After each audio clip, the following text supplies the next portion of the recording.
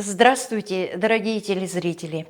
У нас сегодня в студии программы «Кинолетопись Якутии» первый почетный председатель Союза детских общественных объединений Республики Саха-Якутия, а ныне председатель Совета ветеранов пионерского и детского движения Республики, член Общественной палаты Республики Саха-Якутия первого, второго и третьего созывов Нина Афанасьевна Барашкова. Здравствуй, Нина. Здравствуй.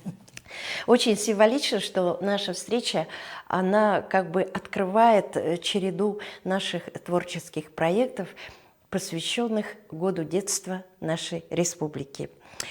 Все мы родом из детства, и поэтому так складывается, что лидеры детского движения во всех городах и весях, они узнаваемые, они любимые, они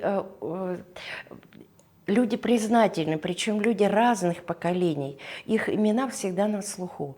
Как говорится, эти люди всегда на гребне успеха. И это Нина Афанасьевна Барашкова. Спасибо. Нина, ты помнишь, как все начиналось? Ну, конечно, Альбина, я все помню. Но, во-первых, тебе спасибо, что пригласила меня на этот самый... Посмотри, вот это архивное видео. Это архивное видео, это было 1986 год, наверное, когда мы открывали уже вторую очередь Дворца детства, как называется сейчас концертный зал, да, вот та сторона. И, естественно, здесь вот в основном у нас дети, значит, близлежащих улусов тогда смогли подъехать и на открытие, поскольку это было, ну, сама понимаешь, 1 июня, и распутица, еще дороги не было.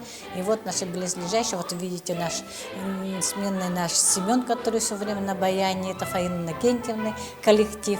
Вот. Поэтому, конечно, это был очень-очень такой прекрасный праздник. И тогда я была председателем городского совета старших вожатых. Она называлась у нас ВЕГА, отряд, Вечная единая горящая армия. Ну и, конечно же, мы были и организаторами сами вот этих всех праздников. Ну, сама, наверное, помнишь, потому что в то время как бы все, и у нас все было единое, да, мы были очень дружные, и все вместе проводили, все, и улусы, конечно, все подтягивались. Да, кстати, и эта песня «Взвейтесь с кострами», она, наверное, гремела по всем площадям. Конечно, города. конечно. Еще Осохой в конце танцевали. В общем, настолько это вот необычное зрелище, если его перенести на наше пространство, кажется, это нереально. Да, сами организовали. Сейчас далее пойдет кинохроника. Ну, это к столетию, да, очень приятно тоже сказать, и, наверное, я сейчас могу, наверное, поздравить всех жителей нашей любимой республики большой, наших ветеранов, пионеров всех поколений со столетием образования первого пионерского отряда в нашей республике. Это мы отметили 17 февраля. И, конечно же, большой праздник мы планируем единый день праздновать 19 мая. Вот даже не верится, 100 лет. Да. И 100 лет существует вот такая миссия, как пионер-вожатый. И вот тут, наверное, надо сказать, что вот благодаря именно этой поддержке вот ты всегда чувствовала опору для достижения и реализации своих каких-то проектов, задумок, программ. Вот, допустим, закон о правах ребенка, по-моему, у нас в Якутии вот аналога не было. Здесь вот надо сказать особо, что мы вначале думали, вот в 95-м уже защитили как бы вот про концепцию, до этого мы должны были что-то еще сделать, но до концепции мы в 91-м году решили, что у нас должна быть программа. Программа воспитания детей, развития детей, и в комплексе это должно быть развитие детского движения. То есть мы решили, вот сейчас год семьи, год ребенка, да, мы тогда сами думали все, и мне тогда очень нравилось, но у нас всегда было коллегиальное вот решение, да, куда бы я ни приходила, да, вот меня поддерживали. И вот тогда мы собрали очень такой шикарный коллектив.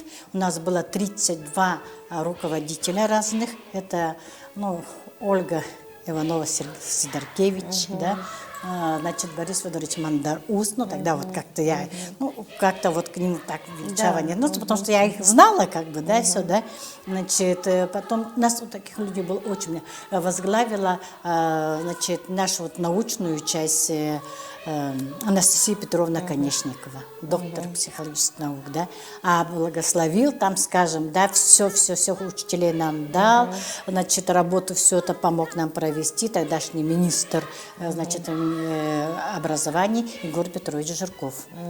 Тогда он начинал вводить вот национальную концепцию национальной школы, да, и вот когда мы все унисон. И, конечно же, когда вот, ну, у меня, конечно, наверное, ну, от природы дано, что если надо, я иду куда, как, да, все это самое, да. И, конечно, первое было очень тяжело, но я уже была приучена. Если я куда-то иду, значит, меня поддерживают. И к Галине Игнатьевне я сюда ходила, Данчиковой. У нее была очень хороший, значит, специалист Нина Осипова, да, Нина Анатольевна Осипова, да. Вот, и я все приходила и говорю, так, что мне делать, чтобы мне вот, да, нам надо, я член Центрального совета же была, да, и когда позвонила в Москву, они говорят, ну, если вы хотите создать программный материал, для нас это тоже очень ново, мы тебе даем зеленую, значит, улицу. Люди были, конечно, да, бедные, я тебе скажу, вот, без этой вот поддержки мудрой, которая, да, ну, и, конечно, должно дать очень большой, значит, да, Алексей Александрович, он меня всегда учил, да, надо терпеливее, надо быть умнее, надо быть, да, мудрее, учись. Вот радуйся, что они рядом, да, что они есть, и вот нужно вот учиться. Ну вот я старалась. Мне очень понравилось, в одном из интервью ты сказала, дело всей жизни держу на контроле. Речь тогда шла о твоей работе в Общественной палате республики. Так какие вопросы ты отстояла? И которые были на контроле? Ну, во-первых, значит, Общественная палата республики, она тоже очень много меня научила. Значит, это здесь надо сказать большое спасибо Егору Афанасьевичу Борисову, потому что в 2011 году его указом был создан у нас в республике Общественная палата республики. И первый состав, он был такой звездный, совершенно звездный, да. Значит, председателем у нас был Василий Николаевич Иванов, академик наш, представляете, как бы, да. И там все были тоже именитые все такие люди. И, конечно же, когда вот создалась Общественная палата вот республики, мы увидели, что, оказывается, через общественность, вот, да, через то, что вот я-то работаю все время с детьми, как бы, с детьми как-то вот с ними и как бы проще и тяжелее, но и в то же время таких фундаментальных вопросов все равно не решишь, правильно? Как бы все-таки дети, они есть дети. А вот тут уже была очень, возможно, хорошая площадка того, что можно что-то действительно сделать, да. И тогда, значит, программа «Материал», современное движение, это уже, извините меня, 2000-е годы, 2010-е, 10-е, да, уже, ну, как Григорий Афанович, когда начал 10-й, там 11-й, все это. И мы думаем, надо же уже ставить, да, детское движение на современный этап. И тогда вот создается детское наше движение «Джилур стремление». Да? И оно пошло под эгидой президента республики. А что это вдруг под эгидой президента? Я говорю, ребята, потому что государственная ответственность вот в этом слове, да? То есть под эгидой президента. Все. Да. То есть президент отвечает за политику детства вот в этой... Статус детства повышается. Да, мы повысили статус детства, как бы все это. А теперь-то смотрите, да, вот сейчас закон же принял, значит, Владимир подписал же 261-й, значит, закон о создании российского движения детей и молодежи. Государственно-общественное движение. Вот каким тебе видится будущее у нас в республике? Детская организация, вот сейчас очень много говорят за, против, за создание нового вида вот пионерии, как бы возрождение, в то же время какие-то альтернативные формы еще. Понятно. Вот как тебе это видится? Ну вот мне многие всегда эти вопросы задают. Вот сейчас я очень много ездила по арктическому лесу. И вот мы уже 2 года ездили по Арктике, да, посмотрели по Арктике, все это самое.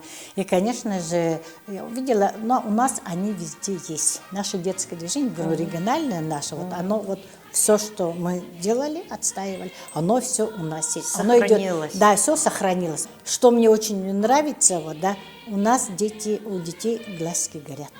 Вот меня сейчас, вот когда говорят российское движение детей и молодежи, оно идет сверху, Да, опять-таки, да, да? да, да. Оно вот опять-таки пошло А у нас- сверху, там мероприятия какие-то все свое. Ну и вот мы недавно вот совершенно встречались с Александром Дмитриевичем Васильевым. Он сейчас работает, ну, он был моим правопреемником, после меня стал председателем СДО, а сейчас он вот в движении в первых, вот, в этом, да, в новом.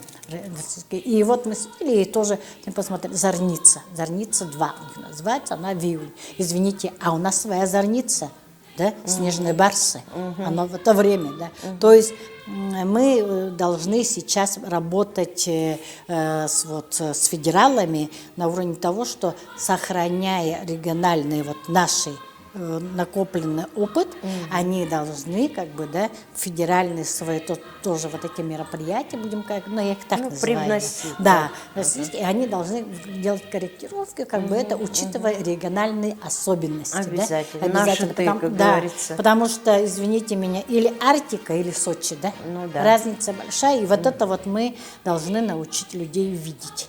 Лидер – это значит, который ведет за собой. А какой у него девиз? Никогда на месте не стой. Да. И тебе, как говорится, на месте не стоять. Ну, тебе большое спасибо, Альбин, за то, что вы пригласили.